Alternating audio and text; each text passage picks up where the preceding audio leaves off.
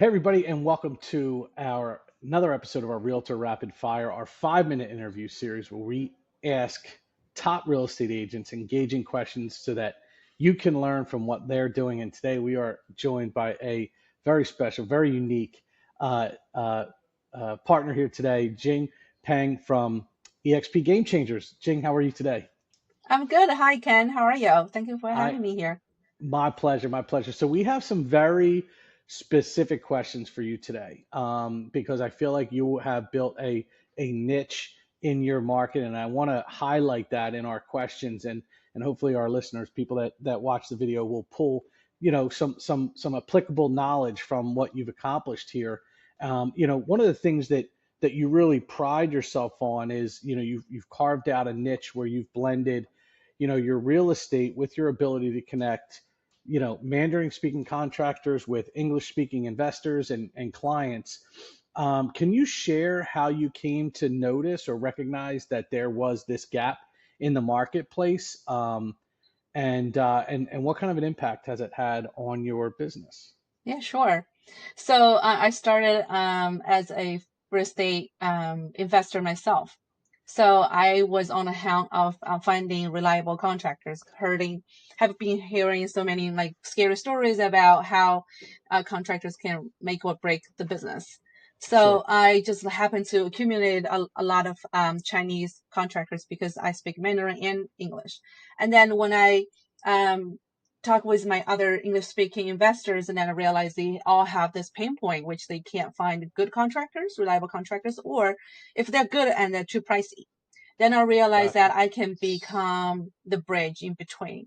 And my Chinese contractors don't speak English, and my English speaking clients, um, they don't have good contractors. So I realized there is a business opportunity, and also it's a great cause. I'm helping both parties. I think it's a great win.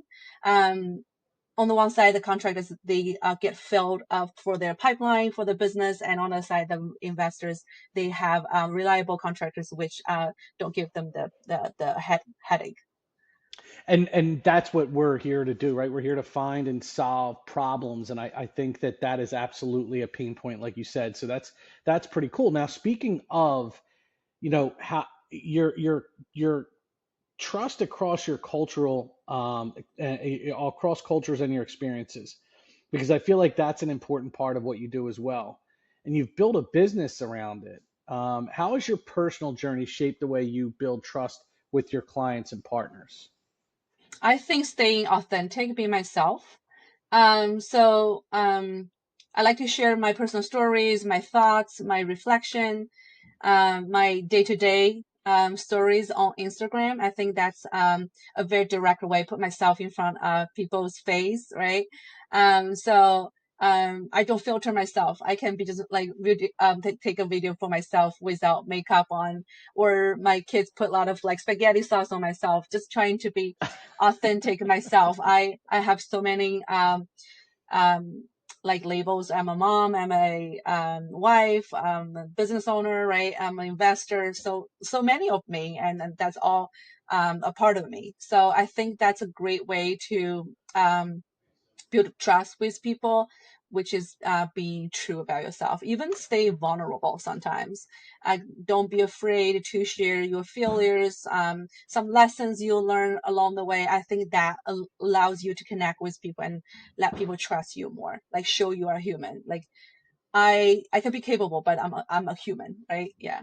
Wow, that is fantastic. Yeah, and you're right. It's like, regardless of cultural differences, there are so many things in common, right? Everyone knows what it's like. Well, not everybody, but most people know what it's like to be a mom or a dad, right? To be a parent, to Right. be a spouse, to be a business owner, and the challenges that then and the rewards that come with all of that.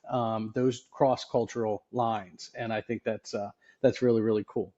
All right, so we got one last question. This is our fun question. Now, you said that real estate lets you be strategic, creative, and people focused all at once. If you could only do one of those three things for a week, which would it be? A strategist, the creative, or the connector?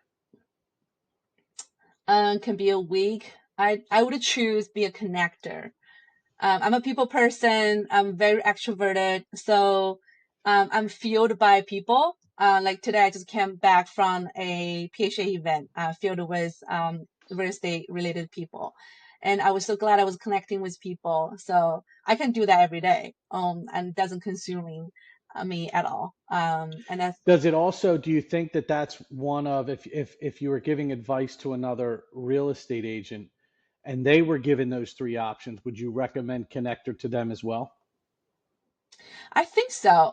Real estate is a very people connected business, right? And before you close a deal, and I think it's about sell yourself and how do Hmm. you get that trust from people, and you need to connect with people. And we see seven is a magic number, right? When you start with like a cold relationship, you probably need to have some sort of like a touch points for at least 7 times with that stranger, and to build that relationship. So I would think so you need to be purposeful about building Yeah. that relationship and connecting with that person. That's great advice because obviously you have to connect with people before you can even be a strategist or let your creative juices go, right? So you have to do that number one. Right. So I think it's a great advice to agents out there to prioritize being a connector, and don't allow your differences to separate you. Find what's common, the common ground between you and the people that you're looking to serve. And of course, the first question: find the pain points. Find the pain points, and then find solutions for them. So you've done that, Jing, and I think you're doing an awesome job. Thank you very much for hanging out with us today, and we look forward to having you again. Thank you so much, Ken. Thank you.